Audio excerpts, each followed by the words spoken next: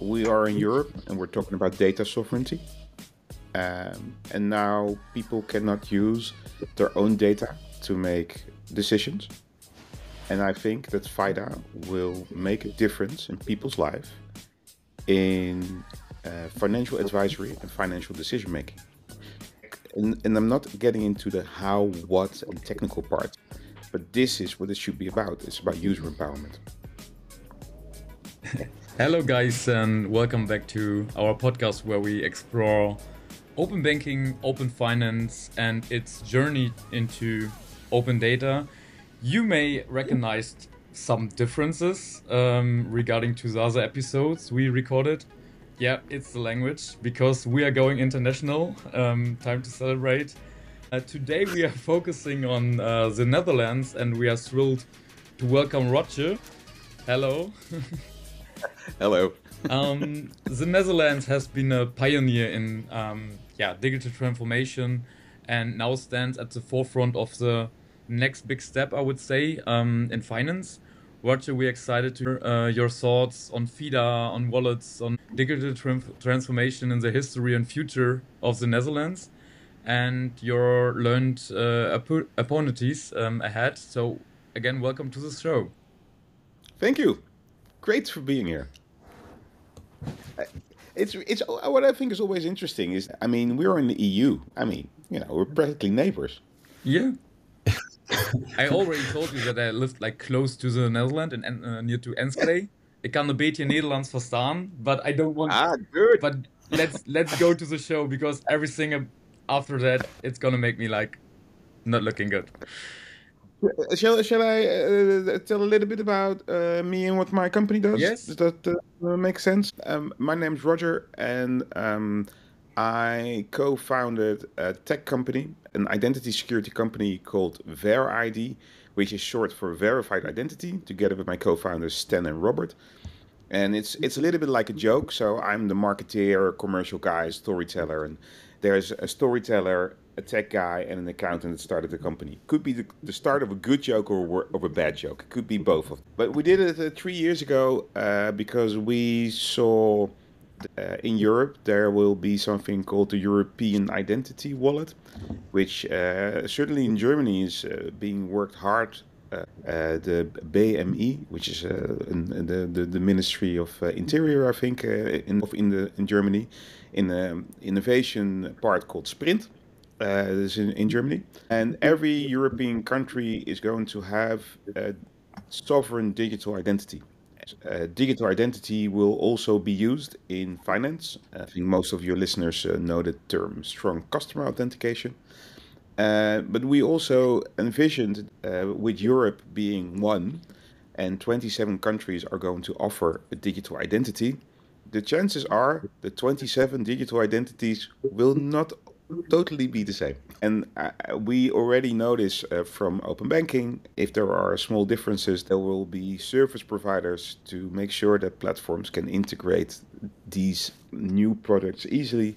So we made an aggregator for digital identity. I just want to say hello and welcome to our podcast. Marvin is not alone, and today it's a bit of an experiment. So it's a special one, and we're always trying new things. So I'm really excited today. But as always, we want to start with I would say something simple. So we always start our episodes with a pitch around 45 seconds for FIDA. So could you give us a 45-second pitch for FIDA? Well, it's the Financial Data Act, and we are in Europe and we're talking about data sovereignty. And now people cannot use their own data to make decisions. And I think that FIDA will make a difference in people's life in financial advisory and financial decision making. And I'm not getting into the how, what, and technical part, but this is what it should be about. It's about user empowerment. Lovely. I think it was a good pitch because you have been in between the 45 seconds. Before we take a look in the future to FIDA, I think looking back is necessary. So, how did the Netherlands approach PSD2 and open banking implementation compared to other European countries? What would you say? I think the Netherlands is an innovative financial country. I mean, we have a few banks and insurers that most people in Europe know, like NN and ING and Rabo and ABN, which are well-established European banking brands. And there is a thing called the European Payment Initiative, and one of those founding members is Currents, who started the Ideal scheme, and that's a payment scheme in the Netherlands that you can use to pay online and e-commerce. And that started before the Payment Service Directive was. We were one of the first that can make account-based payments in e-commerce without using a credit card. So that was first. And then the Payment Service Directive came, and you got payment service providers. And I think two of them, called Molly and Adyen, are also very well-established brands in Europe. And I think that we are evolving the whole time, because all of these organizations had a value proposition where enterprises, small, medium enterprises, and consumers all derived value from their services. As e-commerce evolved and people had better access to mobile phones, then you got other developments like peer-to-peer payments. So in Holland, ABN AMRO started the scheme Tikkie, which is a peer-to-peer payments platform that almost everybody uses. It's a verb. Like everybody says, if I need to pay you directly, I will send you a Tikkie. It's the normalest thing in the world. And that's also based on open banking. And the last one, which I didn't even know, I think you educated about me just a few minutes ago, is something that I think is very normal in the Netherlands. When I do a payment from IBAN to IBAN, which is a direct account payment between two banks, I think it's very normal that the name of the recipient is being checked. And you just explained to me that there's also an open banking innovation in the Netherlands called SurePay, which makes sure the account information on the transaction is right. And I think one of the beauties in the Netherlands, and I think in Dutch we call it the polder model. So we have dikes in the Netherlands so we don't drown, because we are below sea level. And because of that, we need to make sure that everybody is aligned, because otherwise we drown. So we are a very well-organized country. Maybe not as Germany. In finance, we have the same. So the regulator, the banks, and the FinTechs, they work together very diligently into innovation. And I think that and incremental steps into innovation is, I think, one of the basis of the success of innovation in the Netherlands. Does that make any sense? Totally. Sure. It sounds like a dream, to be honest. My key takeaway of that is, why is the state of implementation of PSD2 of open banking so well done, or so wide in the future, is because of the fact that fintechs, banks, and the regulator are working together, and they don't wait for initiatives for regulation to create new business models, new use cases around about finance focused on customer needs.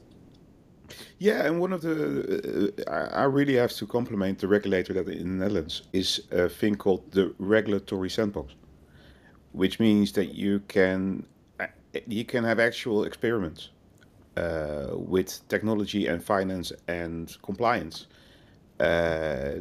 in real world settings. And the fact that the regulators, because it's not one, it's two. You have the Autoriteit Financiële Markten and you have the Dutch National Bank, which are the two regulators, and they work together in that sandbox. So it's also not that you have different parties that you need to deal with. It's one innovation environment. And I think that helps also a lot. It seems so. So You mentioned a lot of key success points, I would say, in the past that you're really innovative and you can put your customer maybe in focus, that you have a lot of things that we see now or maybe later in the European room. I'm really interested. Do you see parallels between the early days in PSD2 and FIDA in this transition that fintechs and banks work together to find a new use cases or I don't know, work together to the future? I think about the Netherlands is that we organize on sector level quite well. I think I see that the insurance companies in the Netherlands are really looking into FIDA, as not only from compliance perspective, but also from a business perspective. I mean, if you look at it, and data sovereignty will be available for your customers. If that data is, then there's going to be new models. You can either wait or be proactive. If I look back to, again, I am not a banking or insurance or payment professional, so that disclaimer I have to give. I'm going to look at it from a user perspective. I think that with PSD2, so I always say there's a triangle between technical user experience and compliance. You could even say there's also the regulator aspect, so let's make it a square. If you don't approach it if you don't do an ecosystem approach, you will have something technical. And if it's technical and it's not aligned with sector, then you won't get adoption. So I think that I think PSD2 the impact could have been much bigger if there was more sector alignment. And that just didn't happen. I mean, if you look at all the open finance initiatives in the UK, if you look at it in Europe, even if you look at Wallace, because I just saw the goodbye message for Marvin, that there's no ecosystem thought. And I think, and if I'm not mistaken, FIDA is part of PSD3. I think that a lot of mistakes that are made in PSD2 have also to do with preparation, and FIDA, again, if I'm not mistaken, is due for 2027. So we have about 2.5 years to make sure that the ecosystem is prepared.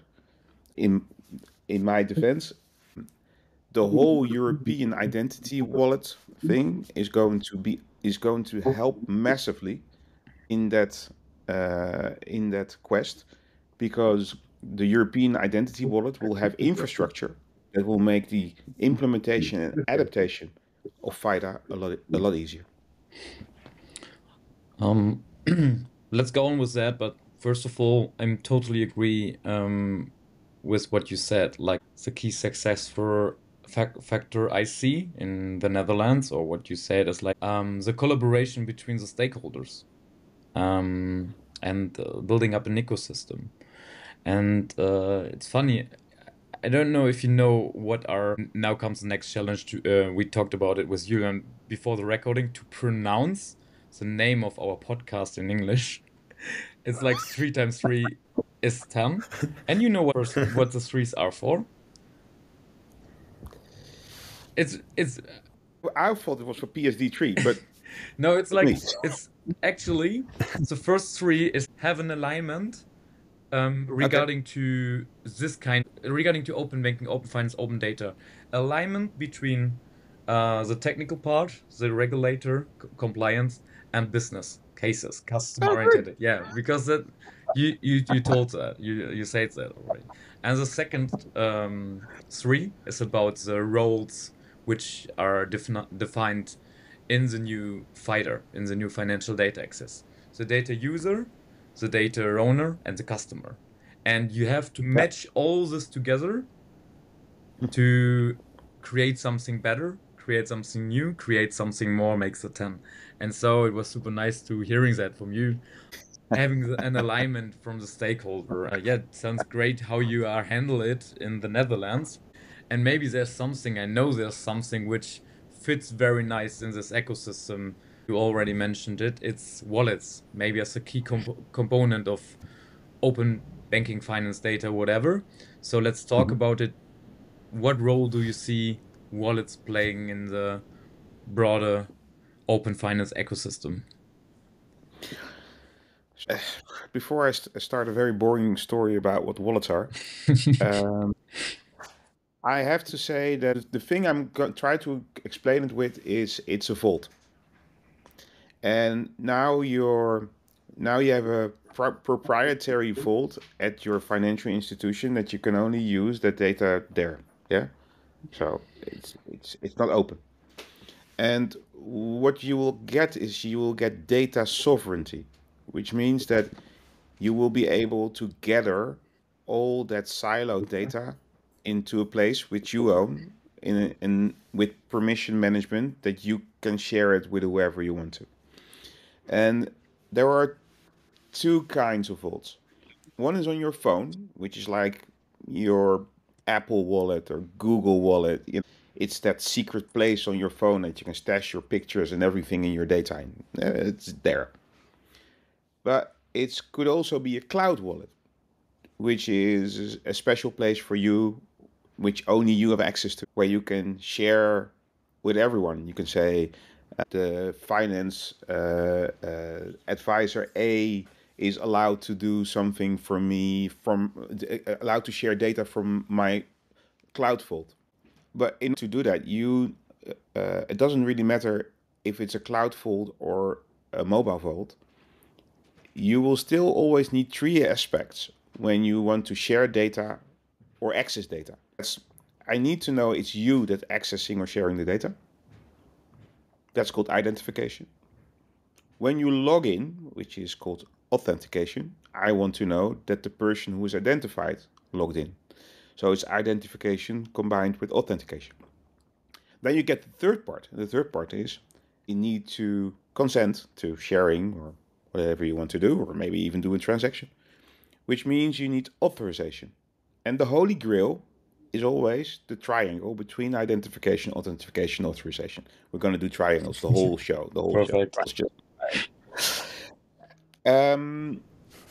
To get that right in PSD2 was a bull egg, because that's the reason why they had to say, oh yeah, you can only authorize for 90 days or whatever, all these kinds of things, and made it very cumbersome or very hard to have good consent mechanisms. But those consent mechanisms are all built into wallets, which means that it's not infrastructure that the financial industry needs to build. It's already there, and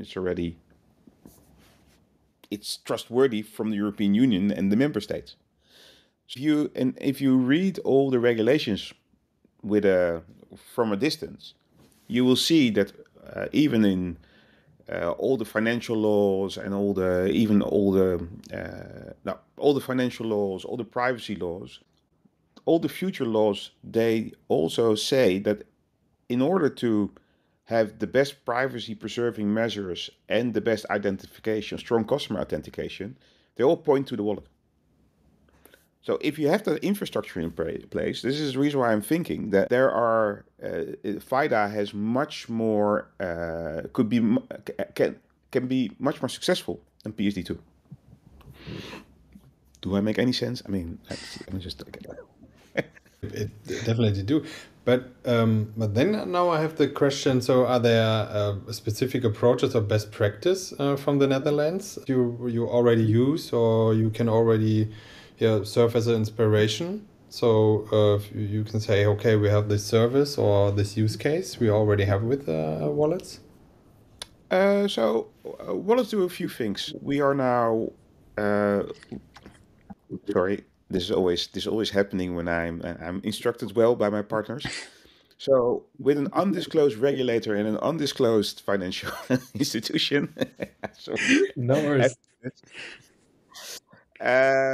We are now piloting ID wallets for KYC and for strong customer authentication. And you have to look at it like this. If you have a wallet, you have proof of personhood in your wallet. If you log in somewhere, the organization does not have to check if it's you. It's no need. It's a cryptographic proof that says it is you. And it's the same proof that you can use to log in, and it's the same proof they can use for an account opening. So account openings can be done in less than a minute, which is insane in the current climate, because the proof comes from a verified source, and the cryptographic proof that it comes from a verified source goes into your compliance file at your financial institution in one go. So there is no need to check for a lot of things, except maybe the things you will need for all kinds of AML stuff. But most of the stuff you need, you don't need to turn your head for a camera anymore, or all those kinds of stuff that you are all used to for this. So this is one of the best use cases for wallets. The second one is digital signatures. So if you open an account and you say, do you agree with all the terms and conditions, blah, blah, blah, blah, blah, blah, blah, you just use your Face ID with the wallet, and you press in a PIN code because your risk appetite is so high that you want two confirmations that somebody knows somebody and it's actually you, and then it's done. That's it, and it's as strong as a witnessed signature. So a lot of these processes that we once had in paper, which was you needed a witness signature because otherwise it would not be real, or you needed to be in person, and that's the reason why we have a video ident and all those kind of things, they will all go, because we will rely on cryptography and on the combination with what you know and who you are, and device binding and person bindings, all kinds of concepts that make sure that the person is with the phone is with the wallet. So again, another triangle. If that's all together, it's enough proof. Verify yourself for onboarding, so for KYC, to authenticate when you log into a portal, and if you have a signature or consent to initiate a transaction. And we are now literally piloting all these concepts now with financial institutions in the Netherlands. Do you think these cases are easily reproducible across Europe, or are these specific cases which are running so far in front of the market of the facts you told us, the culture in Netherlands, alignment between stakeholders and stuff like that, which leads me to another question. But first of all, do you think all these cases are adaptable in whole Europe? Technically. So European regulation says on the 21st or 20th November 2027, all the member states have issued a digital ID wallet to their citizens if they want one. And they should have one available on the 21st of November 2026. In government and banking years, this is yesterday. Yes, so it's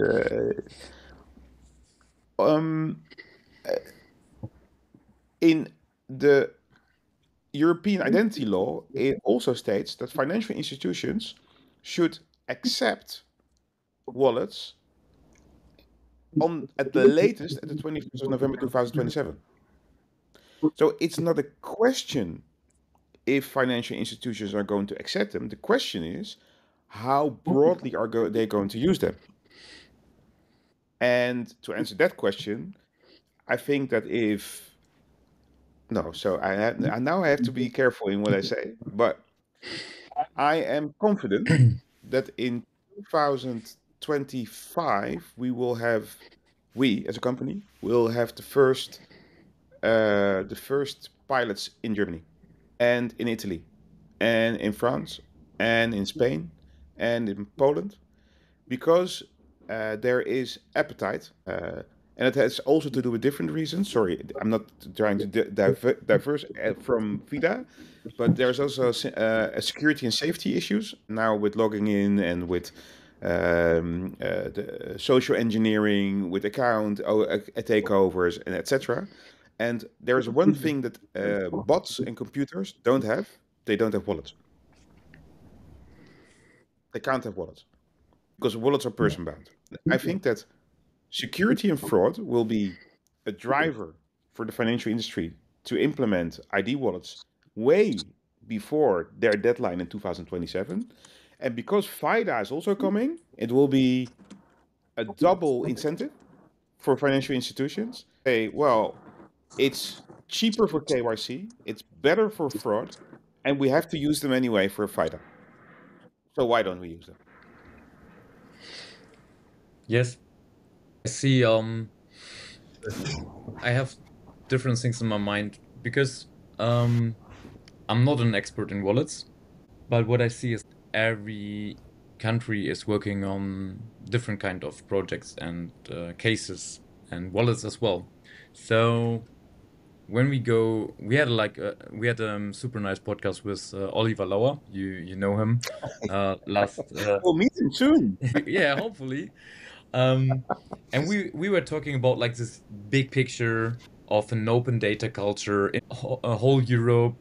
Me as a customer, I'm going with my data on a journey to the Netherlands, to the UK, everywhere in Europe. At every place, the same access with my data to the financial market or to different things.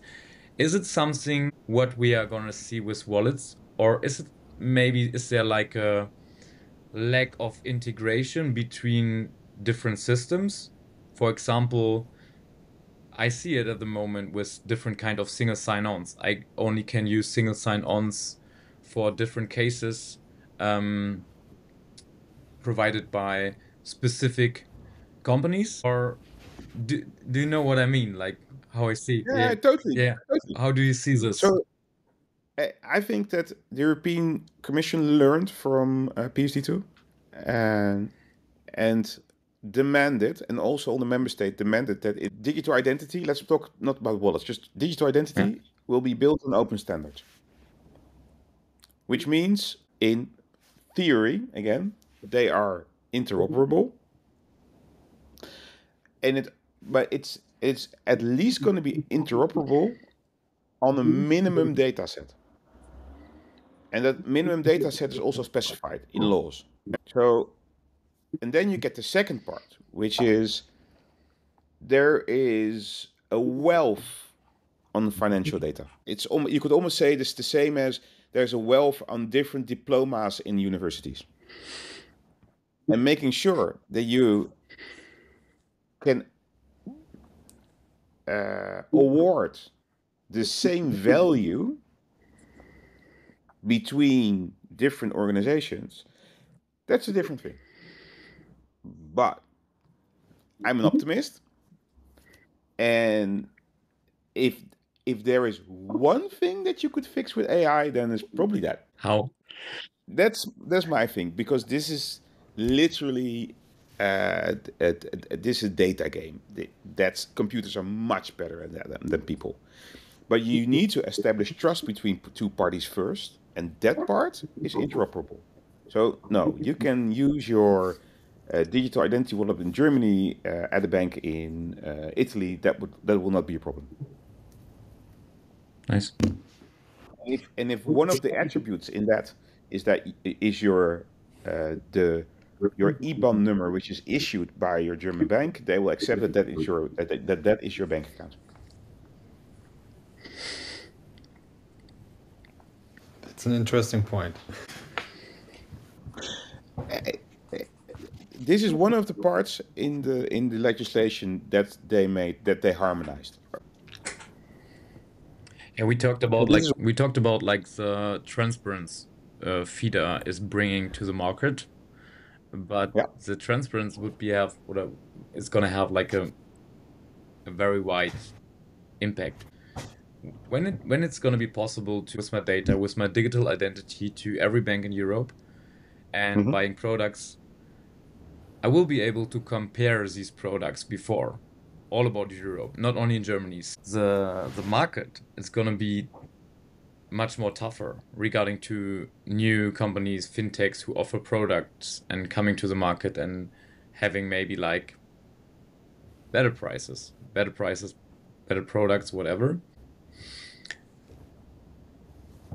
Maybe in my opinion or in my point of view, we are talking about an open data culture, which is in the future the main goal of the European Union. So regarding to the time, let's try to not only talk about triangles. Let's no, let's close the circle. Think what Could I ask you, because yeah. I think that's an interesting one. So there is verified data about me, which comes from verified sources. And you don't need to interpret, yes? Hmm? Your name is Marvin, Julian, Roger. That's not for debate. The government said these are the three people. I'm not making the joke for three again, but it's the three people. Yes. So this is the beginning. But if you're talking about financial data, and again, it's so diversified that there are chances that there will be what they call data spaces, where people will share their data anonymously. So it will be anonymized and it will become like metadata. So though it will be easier for data sets from different financial institutions to be compared with each other. Mhm. If you can establish some sort of a baseline where the information from insurance company A or bank B or pension fund C can be compared with each other, so you can also at least there is a ground for comparison. Then you will get into the next phase. Again, not an expert, not saying I'm anywhere near that stuff. So we are in a research project with a university, which is autonomous AI agents, which is one of those things that the whole of Silicon Valley is now putting a lot of money in. And what you will get now is that in Holland, for instance, if I don't want to make a financial decision, go to a financial planner, I say to him, I need an insurance, I need a pension, and etc., etc.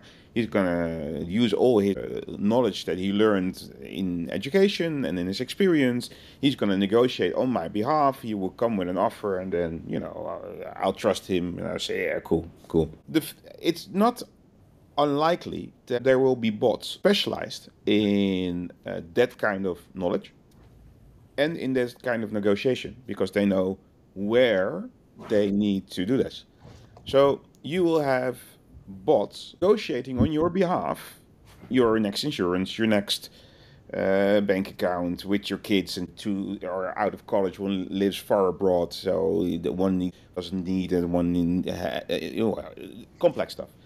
But for computers, it's not so complex. If they have the data to analyze, and in that case, you will have your own robo advisory service that also does your financial coaching, and that's a very interesting concept.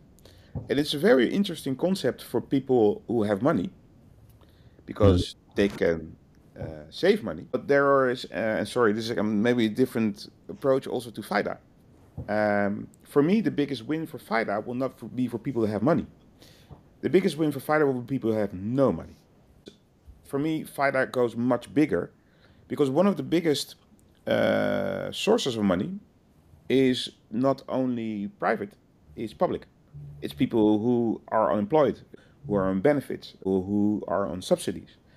There is always this information, I call it asynchronicity, it's a bad word to pronounce, where there is a vast majority of information available, but not to the people who need it. To get the benefits, they have to prove they are eligible for the benefits. And they are not able to process that information or get the information in time.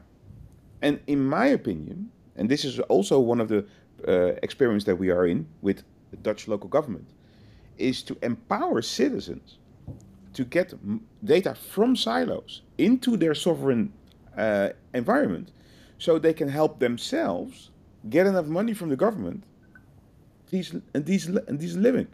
And I think it's one of the most underestimated aspects of FIDA is to out of your poverty level.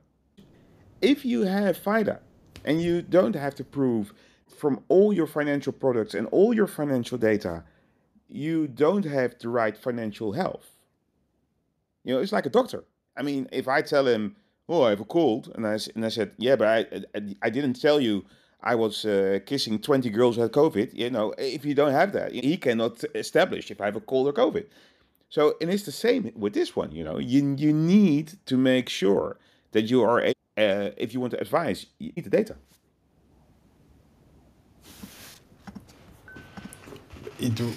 Wow. So I have a lot of thoughts in my mind. Just with a look to the time. It's fun, guys. I am always curious about things with collaboration, work together, or whatever. Yeah. So in this case that you described, is like, I would say, in this ecosystem, everybody needs to work on it. So it's like a huge collaboration use case. Well, I don't know if these words is the right one. How is this collaboration thing between banks, insurance, FinTechs, SureTechs, whatever in Netherlands? So are they working on this kind of use cases? Are they collaborating in this way? And the answer is yes, yes, yes. So it's I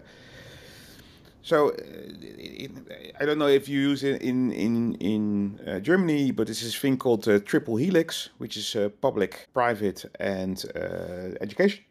There are quite a few of these. Oh, sorry, I'm not going to say triangle again. Seriously not. There are quite a few, because I think public-private partnerships together with education is, and in this case, because it's financial industry, also the regulator. We have a square, four party. So you need these, and I think that in the Netherlands there are quite a few examples on how that works. I am very glad that last week I was at Sprint, which is your innovation ministry, where I saw the same happening here in Germany. I did not see the regulator yet, but that will probably happen soon. But you need them, because only in an ecosystem you can establish what the value should be, what the value proposition should be. And I think that even with FIDA or with the European digital wallets, it's usually all compliance, risk. It's about technical aspects. Can we have interoperability standards, etc.? You would almost forget we're doing this with value. Also with the value, never losing sight of value proposition is very important. You can only establish that when you are in an ecosystem. You can only establish that when you experiment. And this is why I always say, with developments like FIDA, but also with the European Digital Identity Wallet, make sure that you start with regulated sandboxes as soon as possible. Start experimenting, start demoing, start real life. Then you will find out where the friction is. And I'm not saying you don't have to do all the other stuff, the governance and the compliance and the risk. It's very important. But also make sure, don't lose sight of the value proposition.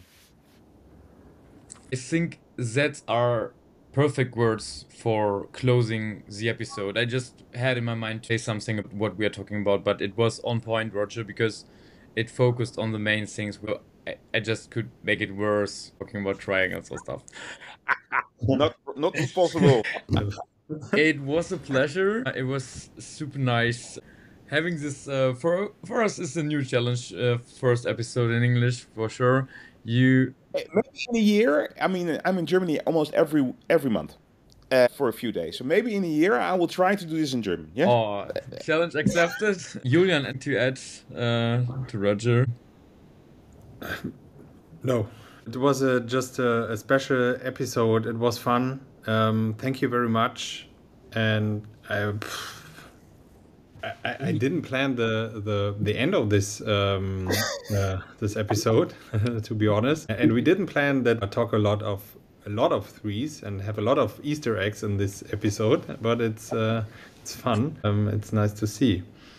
Before we wrapped up, I would just took the spotlight on you. If you have anything you want to say to our listeners, you want to share or whatever, I just would say, where can our listeners learn more about your work or whatever? So feel free, spotlight on you. I think two things. One is, I mentioned them a few times, Sprint. They have a program called Funke, which is about ID wallets. And I think that everyone who is thinking about FIDA and part of FIDA is a consent dashboard that needs wallets, talk to the Sprint people. I cannot emphasize it enough. They are the point of information for wallets in Germany, and it's great innovation crowd. And second of all, of course, if you really want to get it integrated to your company, call us. Our company is called Ver.iD, Verified Identity, Ver.iD. I'm more than happy to discuss. Again, my co-founder Robert, he was a partner at KPMG and PwC for about, I think, more than 25 years. Specialized in financial industry, knows the financial industry well, worked in Germany a lot. We have a lot of knowledge about governance, risk, and compliance on our side. So we're just not only a technology company, we're focused on compliance. And I think that combination, in combination with user experience and ecosystem knowledge, could help financial companies, FinTechs, incumbents, to navigate what needs to be done between 2027 to have authentication authorization. Cool. Thank you very much. Yes, thank you so much. And to our audience, to the people tuning in, thanks for listening. Be prepared for some other country episodes all over Europe. Be prepared for such as good insights into open data, open finance, digital transformation, which has Roger given us today. See you soon and take care. Bye.